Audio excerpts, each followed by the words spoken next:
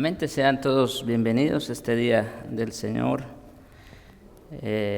día que todos los santos anhelan y esperan, porque es un día donde el Señor ha prometido de manera especial, particular, revelarse a nosotros cuando el Señor hizo esa promesa de que Él estaría con nosotros hasta el fin del mundo.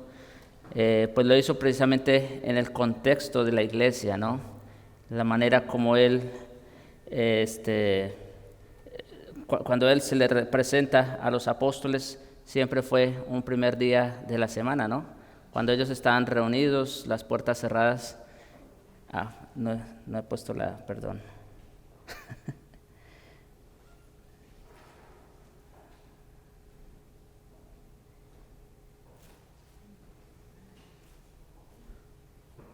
A ver, ahí está, gracias.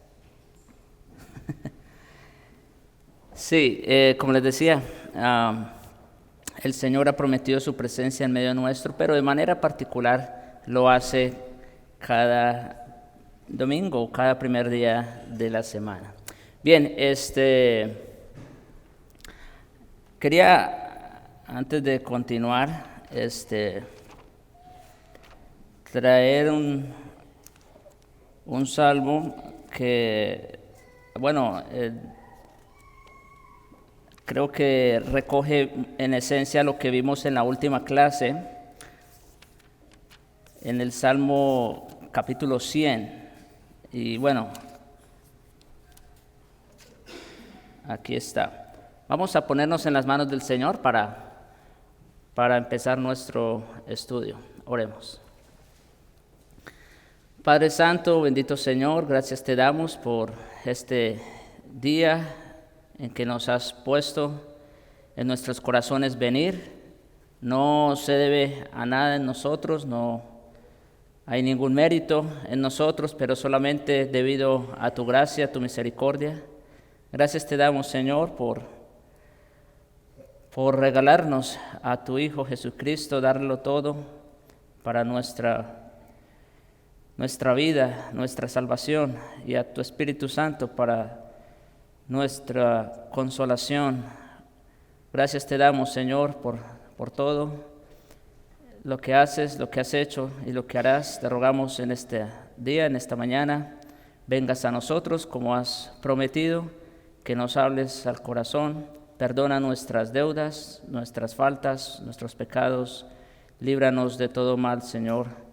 Danos mentes y corazones dispuestos para recibir tu palabra. En Cristo, Señor, te lo rogamos. Amén. Bien, ¿ustedes recuerdan cuáles fueron los últimos dos nombres que vimos en la clase pasada?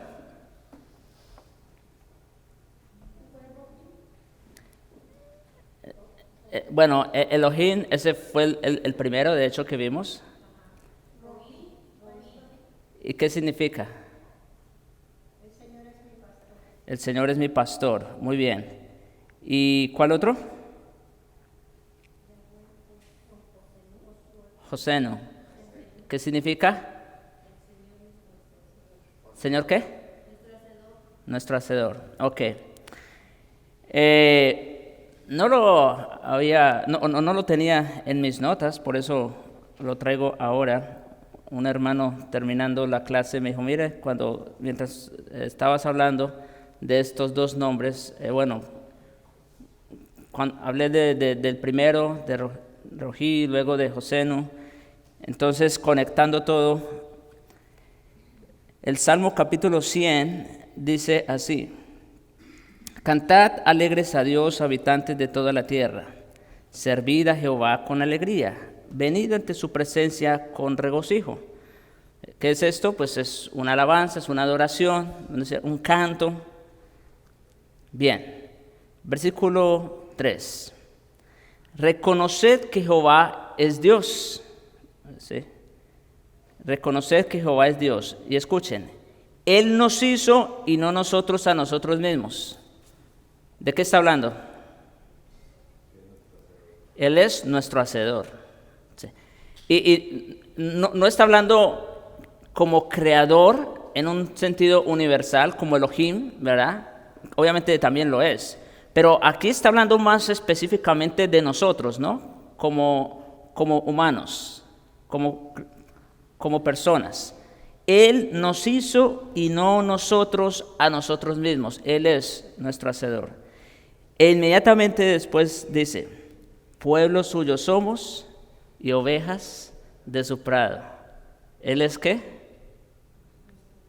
Nuestro pastor. Fíjese, en un solo versículo, en el Salmo 100, verso 3, encontramos condensado estas dos grandes verdades. El Señor es nuestro hacedor y el Señor es nuestro pastor. Y por lo tanto, obviamente tomando el contexto de todo el Salmo, esas son razones más que suficientes para que nosotros vengamos, como dice el Salmo, venid ante su presencia con regocijo, ¿no? Para cantar, para alabar al Señor, porque Él es nuestro hacedor y Él es nuestro pastor. Quería nomás, como digo, para empezar, traer este texto que, así como al hermano, a mí también me llamó mucho la atención cómo condensa ambas verdades en un solo verso. Bien, vamos a seguir nuestro estudio.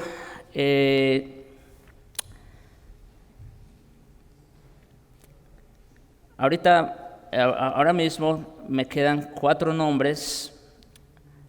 Quizás en una próxima clase veamos algunos cuantos más, unos 4 más del Nuevo Testamento, y eso sea todo lo que veamos en cuanto a los nombres de Dios. Hay muchos nombres que más que pudiéramos ver, pero bueno, no vamos a extender más la clase. Creo que lo que hemos visto hasta el momento y lo que vamos a ver a continuación, yo con la ayuda de Dios espero que eso sea, bueno, nunca vamos a terminar de conocer a Dios, ¿no? Ese es el punto. Van a pasar los siglos de los siglos en la eternidad cuando estemos con el Señor cara a cara y nunca terminaremos de conocerlo. Pero bueno, el punto es que mientras estamos aquí, claro, hay muchos más temas que tenemos que abarcar, ¿no? Entonces, por eso yo creo que quizás esta y otra clase más para terminar lo que es lo de los nombres de Dios. Bueno, entonces, vamos a ver. Sí, ese fue el último, el Señor nuestro hacedor. Ok, otro de los nombres de Dios que tenemos en el Antiguo Testamento es el nombre Hakadosh, que significa el santo, así literalmente, el santo. Este nombre también, como ustedes pueden ver, tiene mucha relación con uno de sus atributos. Es muy obvio, ¿no es cierto? ¿Cuál de los atributos está directamente relacionado aquí? La santidad de Dios, ¿no es cierto? La santidad de Dios. Pero aquí, de manera directa, se está refiriendo a Dios como el santo. No solamente está diciendo que Dios es santo, lo cual es verdad, pero se está refiriendo a Él como ¿qué? Como el santo. Entonces, esto es mucho más directo, mucho más preciso. No solo el Señor es el que nos santifica, como ya vimos en Yahweh Makadeshem, eso ya lo vimos en su momento, el Señor que nos santifica, sino que Él es el santo de los santos. Él es, y ahora, de hecho, hay un artículo definido en este nombre, el santo. No dice un santo, ¿verdad? No dice un santo, porque pudiera ser uno entre muchos. No. Se está refiriendo a Él como ¿qué? Como el santo. Nosotros, por ejemplo, somos llamados en algunas de las epístolas de Pablo especialmente, como santos, los santos de Dios, ¿verdad? O santos en Jesucristo. Bueno, en realidad nosotros somos un santo entre muchos santos, ¿no es verdad? ¿Por qué? Porque formamos parte de un grupo de creyentes que son santos. Sin embargo, aquí este nombre de manera particular se está refiriendo a ellos como el santo, no un santo, el santo. En otras palabras, el verdaderamente santo. Porque si nosotros somos llamados santos, ustedes saben, ¿en virtud de qué o de quién somos llamados santos? En virtud de nuestra unión con Cristo, ¿verdad? En virtud de Cristo, quien es el santo, como vamos a ver el día de hoy. Y este nombre aparece por primera vez en Isaías capítulo 5, verso 6. Pero el Señor de los ejércitos será exaltado por su juicio, y el Dios santo, o Hakadosh, aparece allí, se mostrará santo por su justicia. Vemos aquí en este texto, otra vez. Es 5:16. Entonces yo anoté mal la cita. Gracias, Fanor. Es el 5:16. Pero sí el texto sí está correcto. La cita es la que está mal. ¿Qué vemos aquí? Bueno, vemos aquí otra vez un contexto de adoración. Dice que el Señor de los ejércitos será ¿qué? Exaltado. Será exaltado. Eso es adoración. Y aquí viene el uso de su nombre. Y el Dios Santo se mostrará santo por su justicia. O sea, en otras palabras, lo que está diciendo el texto es que Dios va a ser exaltado sobre todas las cosas por lo que Él es. ¿Y qué es Él? Él es el santo. Él es el santo. Y Él no puede actuar de otra manera, como dice ahí. Se mostrará santo por su justicia. Si Él es el santo, entonces sus obras corresponden a su naturaleza. También, bueno, otro texto que ese sí es mucho más conocido, el de Isaías 3, ¿no es cierto? Allí tenemos al 3 veces santo, ¿no? Como lo alaban los serafines. Aquí tenemos otro contexto de adoración en Isaías 3. Isaías ve una visión, ¿no es cierto? Ve una visión, ve al Señor en un trono alto y sublime, como dice, que sus faldas llenaban el templo.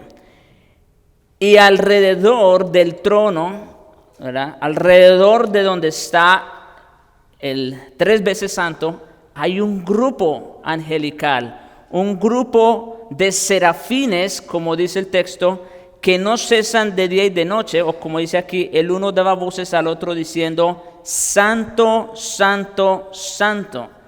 En el original sería Kadosh, Kadosh, Kadosh. Es el Señor de los ejércitos. Llena está la tierra de su gloria. Entonces, ¿qué vemos aquí? Bueno, pues vemos que aún en el cielo, ¿verdad? Los ejércitos del cielo le cantan al Señor, le alaban a Dios, y sobre todas las cosas, ¿qué es lo que le cantan o cuál es ese nombre que le reconocen a Él? Como el Santo, el Santo, el Santo. Bien, entonces creo que hasta aquí está claro. Ahora pasemos al Nuevo Testamento, como siempre, y veamos este nombre, bueno, no el nombre, pero cómo se aplica, ¿no es cierto?, a nuestro Señor Jesús. En Juan capítulo 6, verso 69, esta es la versión de las Américas, en Juan 6, 69, vemos que Jesús allí fue llamado como el Santo por sus discípulos. Dice, y nosotros hemos creído y conocido que tú eres, ¿qué? ¿Qué dice? El Santo, otra vez, el Santo o el Hakadosh de Dios.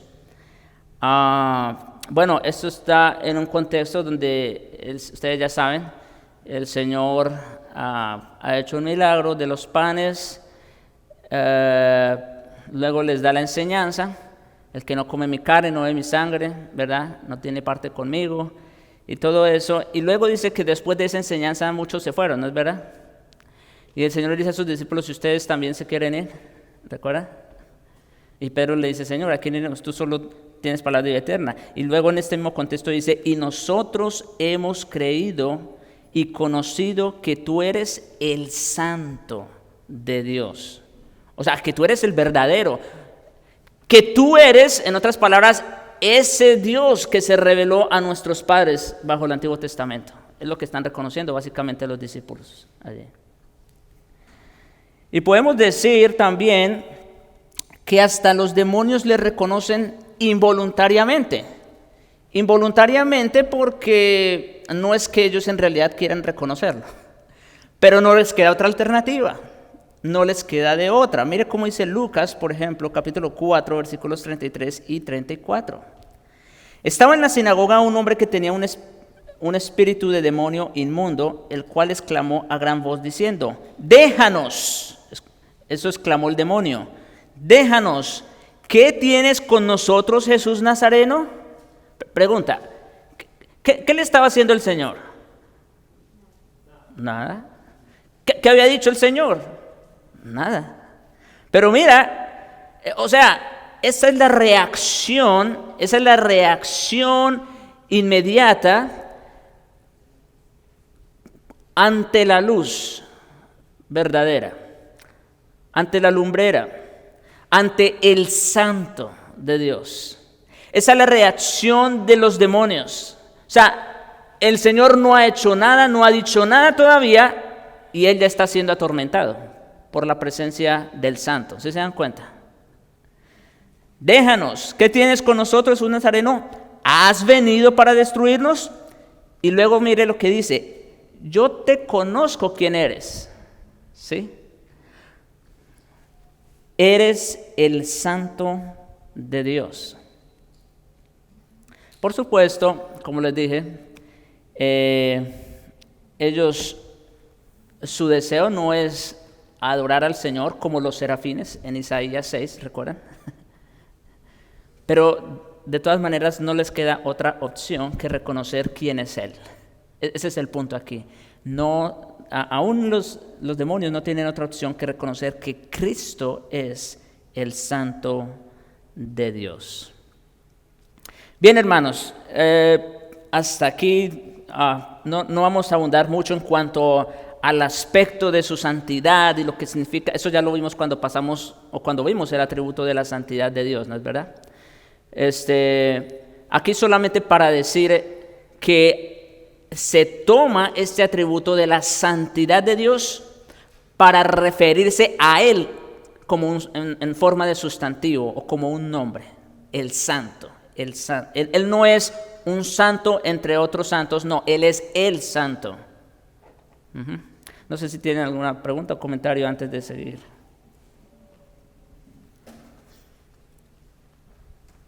¿Todo claro? Ok, vamos entonces a continuar aquí. Vamos a ir con otro nombre. Ishi, que significa el esposo. Eso significa Ishi en hebreo, el esposo. Ese es otro nombre que habla de una relación muy especial del Señor con su pueblo. ¿Sí? El Señor con su pueblo se ha relacionado de muchas maneras, o más bien se ha revelado de muchas maneras. Se ha revelado como Elohim, como Yahweh, como Adonai, como el Shaddai, bueno, como todos los que hemos visto. Sin embargo, bueno, el Roji que vimos la vez pasada, el Señor es nuestro pastor, bueno, vimos cuánta belleza hay en ese nombre, ¿no? Y cuánta perfección. Pero si hay algo, si hay una relación en la que haya más intimidad entre dos personas, ¿cuál es? La de los esposos, ¿no es cierto? La de los esposos. Así que, como veremos, este nombre, Dios aquí mira a su pueblo no lo mira solo como su pastor, como su proveedor, como su hacedor, bueno, como todo lo que hemos visto, como su sanador. Él mira ahora a su pueblo como su esposa, o sea, algo mucho más íntimo, ¿sí se dan cuenta? Más cercano. Esa es la nueva relación, de hecho, mis hermanos, del creyente con el Señor, una relación de esposos. Él se presenta como el marido que la va a cuidar. Lo encontramos en Isaías capítulo 54, verso 5, donde leemos: porque tu esposo, tu marido, sí, es tu hacedor. Aquí está, de hecho, también combinando, ¿sí se dan cuenta? Está mezclando el hacedor con el esposo. Está mezclando dos nombres de Dios, ¿sí se dan cuenta? Porque tu esposo es ¿qué? Tu hacedor. Esto es interesante. Porque normalmente aquí los que son casados ya saben, algunos puede ser que se conocían desde muy jóvenes, desde chicos, ¿no es cierto? Y terminaron después casándose y bueno, pero más bien la mayoría se conocieron ya de grandes. Sin embargo, aquí miren esto, mis hermanos, es algo que llama sumamente la atención. Aquí, ¿qué hizo el esposo antes de tomar al pueblo como su esposa? ¿Qué hizo? La formó, la hizo. ¿No les parece, tierno en cierta manera, no es verdad? Dios, desde la eternidad, pensando en su esposa, y Él mismo la formó, porque tu esposo es tu hacedor. El Señor de los ejércitos es su nombre y tu Redentor es el Santo. Aquí tenemos otro nombre, el Santo de Israel, que se llama Dios de la tierra. Pero entonces vemos aquí, este es un texto muy rico en nombres, ¿sí se dan cuenta? Esposo, hacedor, Señor de los ejércitos, Redentor, el Santo. Por lo menos 5 nombres tenemos en este solo versículo. Pero sobre todos esos nombres, el nombre que llama la atención en cuanto a la cercanía, ese es el punto. Porque, Dios pudo haber sido nuestro hacedor, ¿verdad? Y dejarnos, ¿no es cierto? Como quien hace una computadora, como quien hace un reloj, lo hace y lo deja. Pero no, Dios no hizo así. Dios nos hizo, nos formó, ¿para qué? Para tener una relación especial con aquellos que formó. Esa es la idea. ¿Sí se dan cuenta? Para ser nuestro esposo.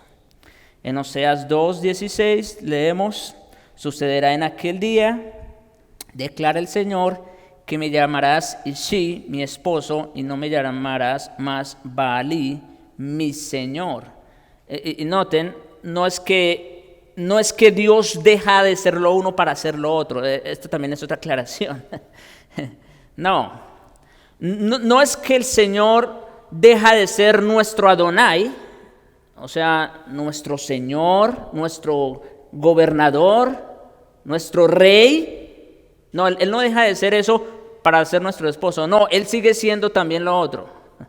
Esto también es importante. Él sigue siendo nuestro Señor.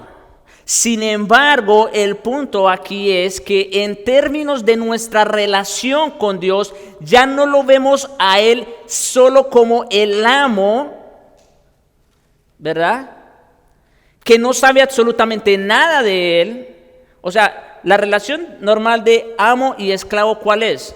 El esclavo no sabe absolutamente nada de los negocios, de los asuntos de su amo, él simplemente hace lo que le dicen.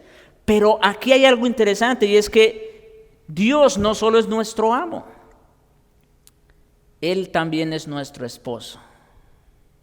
¿Sí? ¿Por qué? Porque ciertamente Dios también nos ha revelado mucho de Él, nos ha comunicado sobre Él. Entonces, en ese sentido es que dice que me llamarás Ishi o mi esposo y no más mi Señor.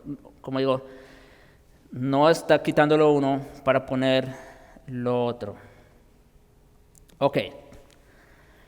Yendo al Nuevo Testamento con la idea de este nombre de Dios. En Mateo 9, versículos 14 y 15, leemos que, bueno, aquí está el versículo de contexto. Entonces vinieron a él los discípulos de Juan diciendo, de Juan el Bautista, ¿verdad? Vinieron a él los discípulos de Juan diciendo, ¿por qué nosotros y los fariseos, otra vez, ya me he dado cuenta muchas veces que siempre que querían cuestionar al Señor, se unían los diferentes grupos. Ahorita se están uniendo los discípulos de Juan con los fariseos. Otra vez se unieron los fariseos con los saduceos. Otra vez fueron... ahorita se me fue, pero tengo otra referencia en mente. Donde grupos que normalmente no se trataban, pero sí se unían para cuestionar al Señor. Herodianos, gracias, ese era. Cuando le hicieron la pregunta sobre el tributo, exactamente, los herodianos. Muy bien. Entonces, llama la atención cómo cuando se trata de cuestionar a Dios, ahí sí todos están unidos. Sí. Y eso no es raro, esto es un paréntesis, hermanos. Pero no es raro, mis hermanos, que nosotros veamos a todo el mundo afuera, en cierta manera, unidos contra nosotros. No es raro. Eso lo hicieron con nuestro Señor y lo seguirán haciendo con sus seguidores. Pero bueno, volvamos a nuestro punto. Vinieron a él los discípulos de Juan diciendo, ¿por qué nosotros y los fariseos ayunamos muchas veces y tus discípulos no ayunan? ¿Se dan cuenta?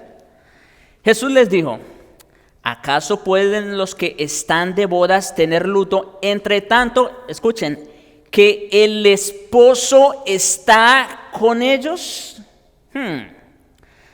Interesante porque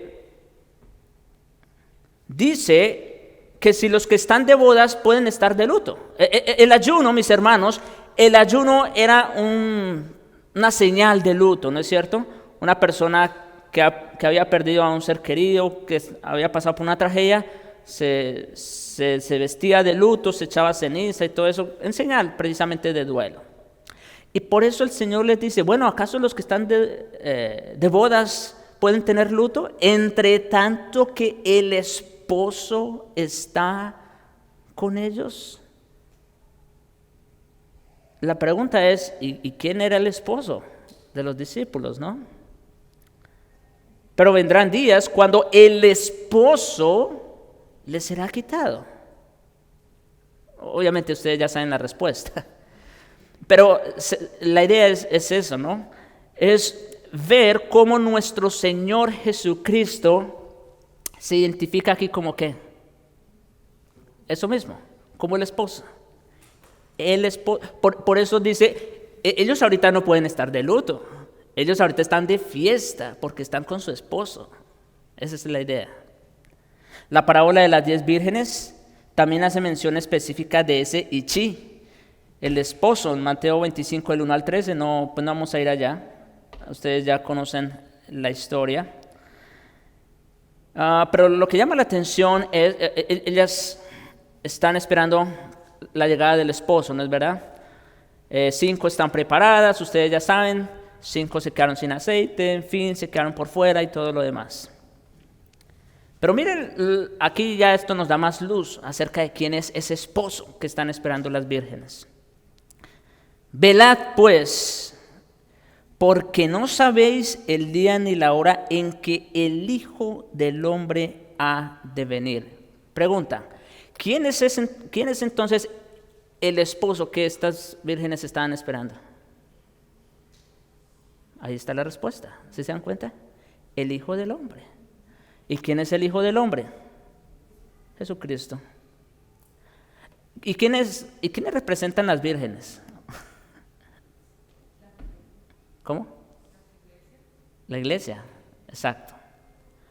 Bueno, las vírgenes sensatas, prudentes, ¿no? Porque vemos que hay unas que no fueron prudentes. Muy bien.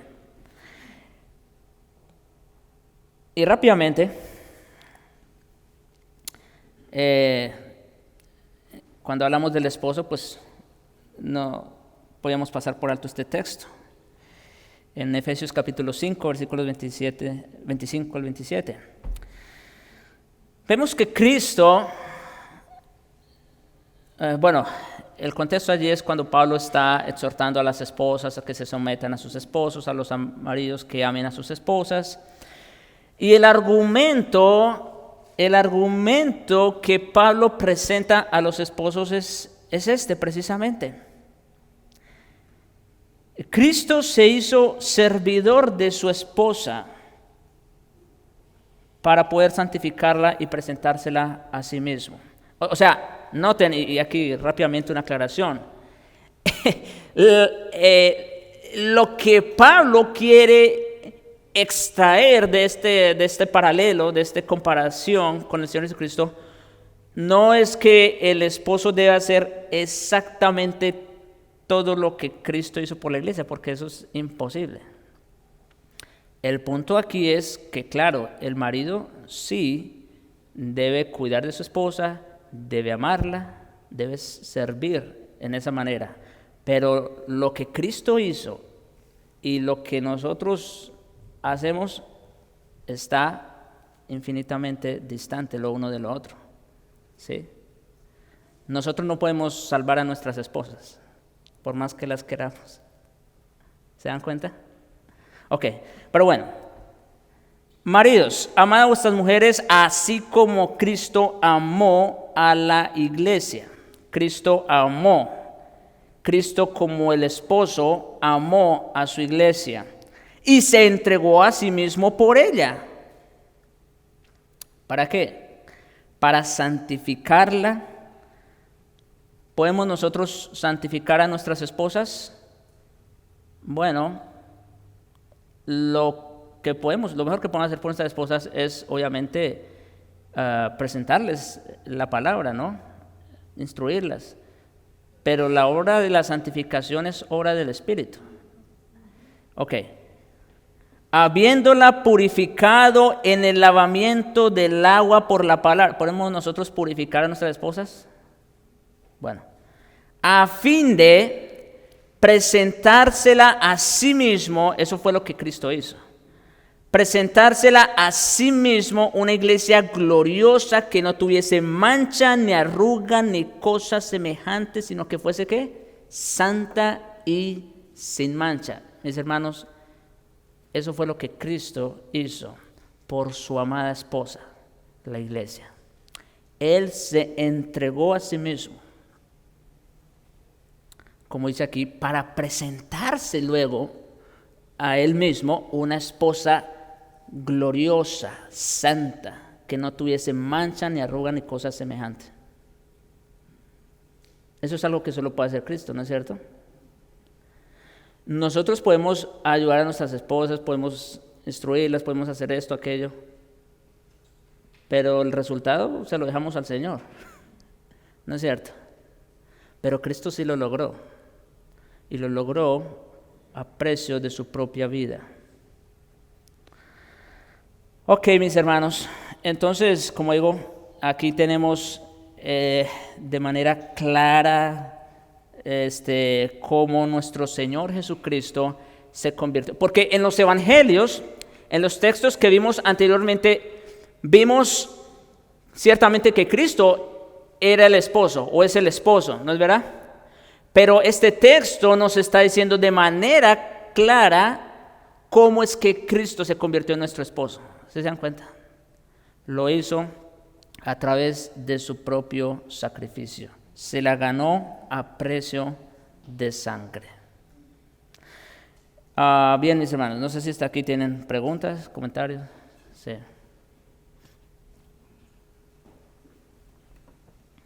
Sonido. Ese texto es muy interesante.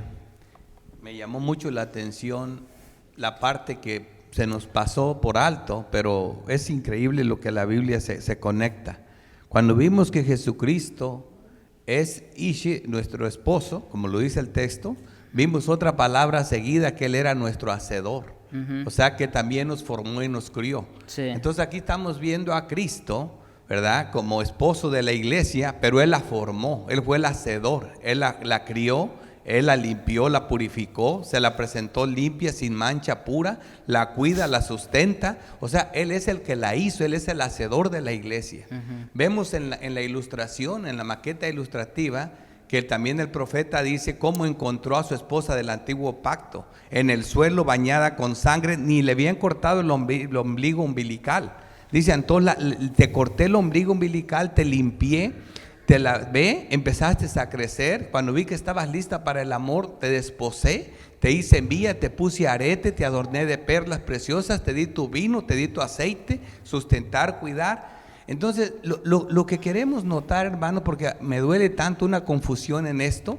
Por ejemplo, ¿cómo suena a nosotros la mente cuando decimos Cristo es nuestro esposo?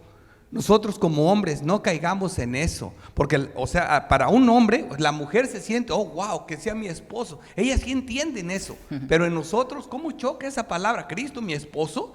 O sea, pero entonces, ¿qué? Tú cámbiale. No es tu esposo, es tu esposa. En un sentido, no es que yo estoy cambiando a Cristo por esposa, sino lo que el Señor, ¿a dónde va el Señor? Mi punto. Bueno, entre ustedes, raza caída, pecadores, lo más cerca que conocen de una relación íntima, lo más que se acerca a mi relación con Dios, queriéndonos explicar de qué manera, cómo, ¿verdad? Le dice la relación de esposos. Porque por muy malos que seamos, al menos cuando realmente un hombre y una mujer se aman, de verdad, es lo más cerca que están de la relación que Dios tiene con su iglesia. Eso lo pueden entender cuando Dios junta a dos jóvenes que de verdad se aman y con el tiempo se mantienen amándose. De verdad que es una manera de ilustrar muy bonito, pero la maqueta está muy por debajo de la realidad, del amor de Cristo por la iglesia. Entonces yo quiero explicar esto porque ¿se acuerdan cuando hablé del texto de Juan 3:16 que prediqué 2 sermones? La primera parte solo lo hice de qué manera amó Dios al mundo. Y para podernos explicar, lo ilustró con Abraham sacrificando a su hijo prácticamente. O sea, y para que nosotros sentamos lo que le costó al Señor. O sea, lo pone en algo literal para que nosotros entendamos de qué manera. Y aquí también, de qué forma Cristo ama a la iglesia. Yo creo que la mejor forma es que entendamos. Creo que cuando la mujer piensa en su esposo, cuando realmente son buenos esposos, porque no siempre es ese caso, o cuando el hombre piensa en su esposa, creo que es la mejor forma. Pero como les digo, es una maqueta, porque ya últimamente hay predicaciones donde dicen que el hombre la santifica, que el hombre la purifica con la palabra, pero la realmente, como lo hemos dicho, es la palabra, pero realmente el que afecta a la obra es como lo dije, es el Espíritu Santo. Es el Espíritu Santo. O sea, la santificación se da por la palabra, sí, pero ¿quién hace la obra? Es el Espíritu Santo, el que purifica y el que santifica. Entonces sí, nosotros les hablamos la palabra, pero realmente es Dios el hacedor. Porque cuando esto que oigo yo en estos sermones y reformados, ¿sabes qué están diciendo? Que ellos son el hacedor de la esposa. Ese es un peligro, porque ciertamente sí, es diferente nuestra relación de esposos a la relación de Cristo con su esposa. Él para empezar fue quien nos formó. Él es quien nos sustenta. Él lo hizo todo absolutamente. Él lo hizo todo.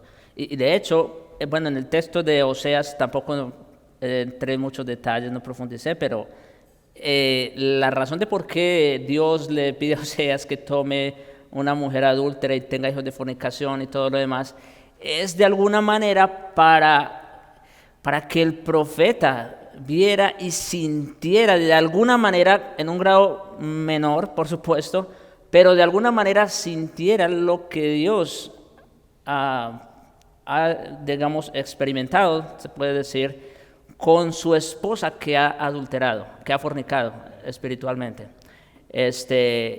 Por eso lo hace, entre otras cosas. Entonces, pero bueno, Sí, pues muy importante tomar eso en cuenta, de que ciertamente la maqueta que más se acerca a nuestra relación con el Señor es la de los esposos, pero aún así se queda muy corta, se queda muy corta.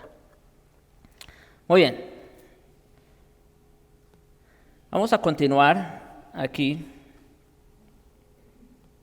con otro nombre, que es Yahweh Avinu.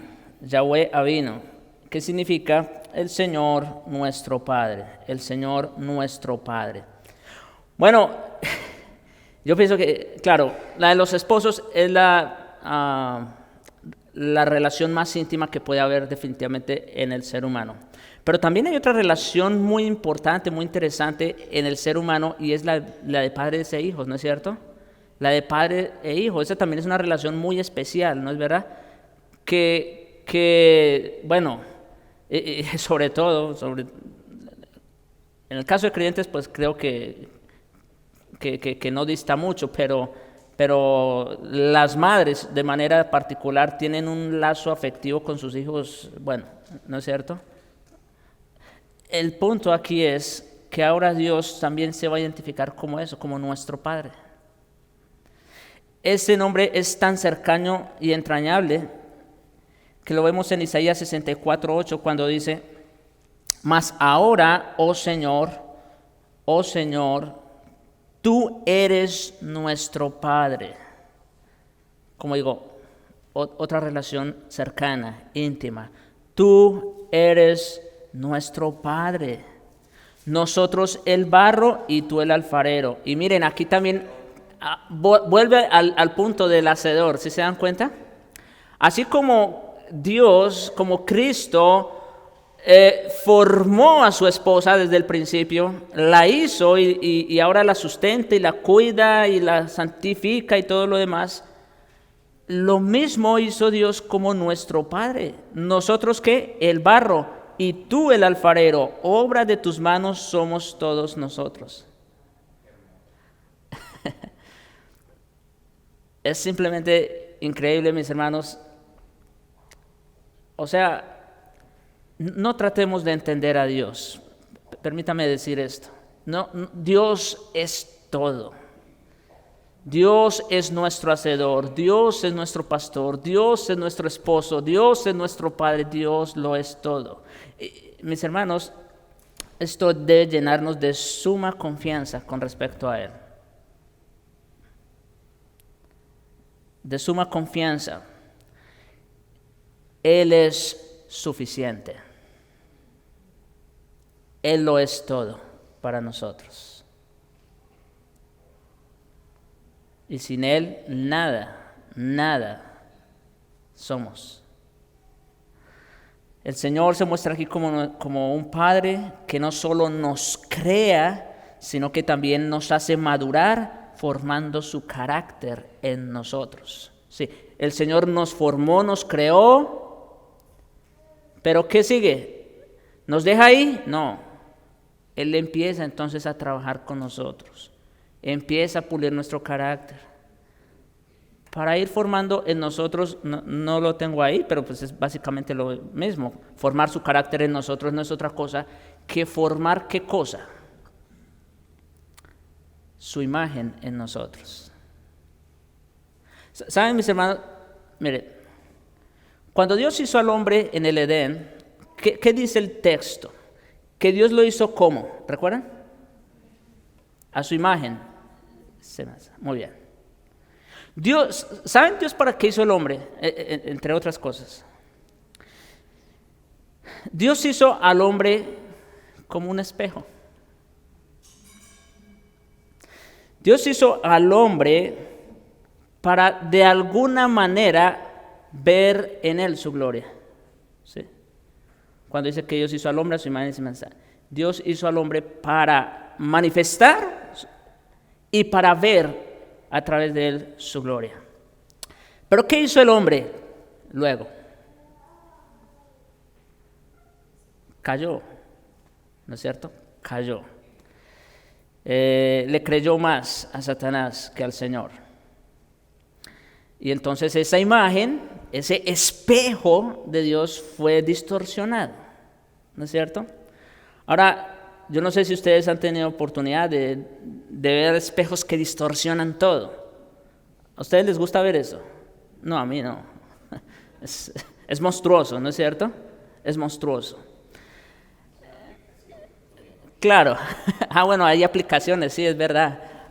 También en el teléfono pueden hacer eso.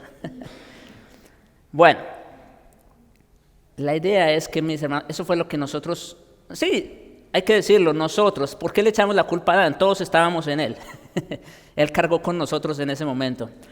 Todos nosotros distorsionamos la imagen de Dios. ¿Sí? Distorsionamos la imagen de Dios. Entonces, ¿qué tiene que hacer Dios? Escuchen, ¿qué tiene que hacer Dios una vez creemos? ¿Qué tiene que hacer Dios para volverse a ver reflejado en ese espejo que Él hizo? Eso mismo. Tiene que empezar a pulirlo, tiene que empezar a formar, ¿no es cierto? A formar un carácter. Como dice Pablo, refiriéndose a Génesis, creado según Dios en la justicia y santidad de la verdad, esa que perdimos en la caída. Entonces Dios tiene que empezar a formar ese carácter, que no es otra cosa, mis hermanos, como dice también Efesios 4, que la imagen de Cristo, el carácter de Cristo. Y de esa manera Dios va trabajando con nosotros como sus hijos. ¿Hasta cuándo? Hasta que lleguemos a la medida de la estatura de la plenitud de Cristo. Bueno, ya ustedes saben, mientras estamos aquí, estamos con luchas y todo lo demás, pero esa es la idea, que el Señor como nuestro Padre nos va formando y va formando su imagen para retomar ese propósito para el cual nos hizo. Ok, ahora el término Padre estaba también en Isaías 9:6, allí al referirse a Cristo como Padre eterno. No sé, nosotros ya pasamos por ahí, pero no sé si les llamó la atención que aunque este texto de Isaías 9:6 habla de Cristo, es una profecía, sin embargo lo llama a Él como Padre eterno, ¿no es cierto? ¿Por qué? Interesante. Bueno, aunque la primera persona de la Trinidad, mis hermanos, asume con más protagonismo el rol de Padre, obviamente tenemos el Padre, el Hijo, el Espíritu Santo, ¿no es cierto? Y definitivamente quien asume ese rol con mayor protagonismo es el Padre, precisamente la primera persona. Sin embargo, el hecho de que este Dios trino es uno y nos ama y nos cuida con paternidad, entonces definitivamente puede usarse con referencia a Cristo mismo o al Espíritu, en el sentido de ese cuidado paternal que Él tiene sobre nosotros. En ese sentido, Cristo también viene a ser como nuestro Padre, ¿sí? Ese es el punto. No que estén allá entre las personas de la Trinidad cambiando de roles y eso, no, nada que ver con eso. Es simplemente el cuidado paternal de Dios sobre nosotros. Y por eso pues a Cristo se le llama aquí como Padre eterno. Ahora, en Mateo 6, versículos 8 al 9, dice: no os hagáis pues semejantes a ellos, porque vuestro Padre sabe que tenéis necesidad, qué cosas tenéis necesidad antes que le pidáis. Vosotros pues oraréis así: Padre nuestro, Padre nuestro. Nuestro Señor aquí nos está enseñando a orar. Esta es la oración del Padre nuestro, ¿no es cierto? Y noten el énfasis. ¿Qué es lo primero que Dios quiere que reconozcamos de nuestro Dios? Que Él es ante todo, ¿qué? Nuestro Padre. Miren, mis hermanos, aquí hay jóvenes también. Ustedes jóvenes, al lado de sus padres, ¿qué les falta? Esa es una buena aplicación, ¿no es cierto? Jóvenes, al lado de sus padres, ¿qué les falta? ¿Se dan cuenta por qué Dios es todo para nosotros? ¿Y por qué Él también se identifica con este nombre? Él lo es todo. Así como los padres son todo para sus hijos, lo mismo es Dios para nosotros. Lo mismo es Cristo para nosotros, por eso también es llamado Padre Eterno. Lo es todo. Con Él lo tenemos todo. Y sin Él no tenemos nada. Es suficiente. Y aquí no tengo el texto, pero que también de alguna manera refuerza lo que dice Isaías 9:6, que Cristo se ha llamado como Padre. Cuando Cristo dice que Él y el Padre son ¿qué? Son uno.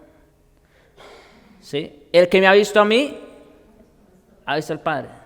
O sea, ¿ven por qué no es un error decir que Cristo también puede ser llamado Padre Eterno? Es en ese sentido, como dice el Señor Jesucristo. Bien, hermanos, no sé si tienen aquí alguna pregunta, comentario, lo que hemos dicho, en cuanto a la paternidad de Dios. Bueno, una aclaración más. ¿Cuál es el único y verdadero Hijo de Dios? ¿Cuál es? Jesucristo. Él es el único, el eternamente engendrado del Padre, el único y verdadero. Entonces, ¿nosotros cómo pasamos a ser hijos? A través de Jesucristo, exactamente, 10 puntos. A través de Jesucristo, ¿verdad? Entonces nosotros venimos a ser adoptados en la familia real, en la familia celestial. Y por eso ahora sí pasamos llamados a ser hijos de Dios. Y coherederos, como dice Pablo en Romanos 8, coherederos con Cristo. Es gracias a Cristo. Muy bien. Ok, mis hermanos. ¿Tranquilo? ¿Todo bien?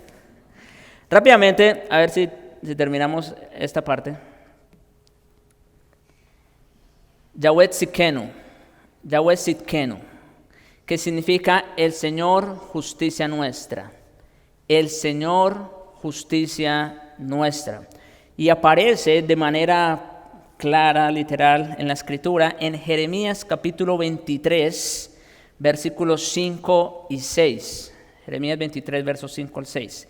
Dice: He aquí vienen días, declara el Señor, en que levantaré a David un renuevo justo. Levantaré a David. ¿A qué se está refiriendo cuando dice a David? Bueno, ¿David estaba vivo? ¿David vivía cuando estuvo Jeremías? ¿Qué creen? No, él ya había muerto. Pero entonces, ¿qué quiere decir levantaré a David? Bueno, se está refiriendo al pacto que hizo con David. Que de su casa siempre se sentaría uno en el trono, ¿no es cierto? Ok, levantaré a David un renuevo justo. Aquí ya está hablándonos específicamente de quién se trata. Un renuevo justo. Él reinará como rey, actuará sabiamente y practicará el derecho y la justicia en la tierra. ¿Quién no quiere vivir en un reino de justicia? Bueno, ese es el que está prometido aquí en Jeremías. Él practicará el derecho y la justicia en la tierra. En sus días será salvo Judá e Israel morará seguro. Y este es su nombre por el cual será llamado. ¿Cuál? El Señor justicia nuestra, o Yahweh Tzidkenu, el Señor justicia nuestra. Por supuesto, ¿de quién se trata todo esto? Dios promete enviar un rey que reinará sabiamente y que hará lo que es justo y recto, y que los hombres vivirán seguros bajo su reinado. ¿Quién es este rey? ¿Y cuál es su reino?